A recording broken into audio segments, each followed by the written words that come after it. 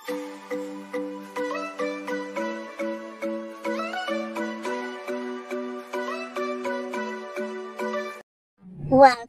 to my channel!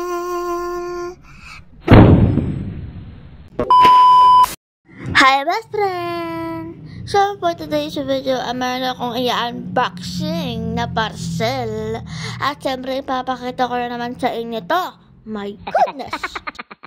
Another parcel, another day. Ayan. So itong parcel na to ay grabe.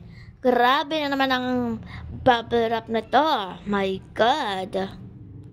Itong in-order ko kasi sa Shopee ay hindi para sa akin. Para sa alaga kong pusa. Binigyan kasi ako ng sawa ng pusa. Ayan. So aalagaan ko raw siya. Hagaya ng pag-aalaga ko sa kanya. Oh my God. Lukot na mukha ko dyan kasi grabe talaga yung bubble wrap. As in, balot na balot. So, siyempre, kailangan ko munang pahirapan ang sarili ko. Uh-oh. Hala. So, siyempre, hindi na ako kukuha ng konting o anumang cutter dyan. Kasi gusto kong mahirapan sa harap ng camera. Hala. And finest, napakabongga. Pinahirapan ba naman ako dito? Oh my God.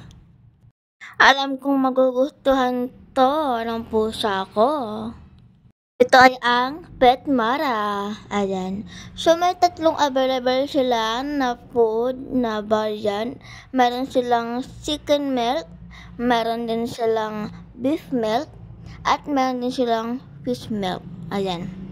So, ang pinili ko dyan is yung beef milk.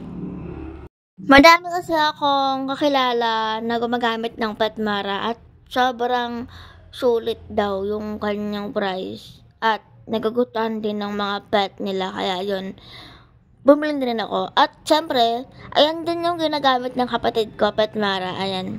So, ang binibili niya is yung chicken milk. Ako naman is beef milk. At saka, subok na ng kapatid ko to, itong Petmara. At sobrang grabe talaga yung grow up ng mga pet niya. As in. Sa totoo lang, sinabi sa akin ng kapatid ko na bumili daw ako ng cat food ng aking pusa. Ayan. So, bumili din ako. And then, napaka-satisfying yung kanyang pagbubukas ng ziplock niya. Ayan. Kaya ang sabi ko, ay, okay, sige, go. Bibili ako. At saka ito sa pinapakain ng Petmara sa mga pusa niya, grabe talaga, as in, pagbukas na lang, umaalingasaw na yung kanyang page. Ayan. So, nagugustuhan din pala ng ibang pusa, hindi lang sa Persian cat. Ayan. So, kapag binubuksan na yung ziplock niya, kusa na silang lalapit. Ayan. So, napakabango at satisfied ako dito. Satisfied kami ng kapatid ko. Ayan. Yun lang. Bye!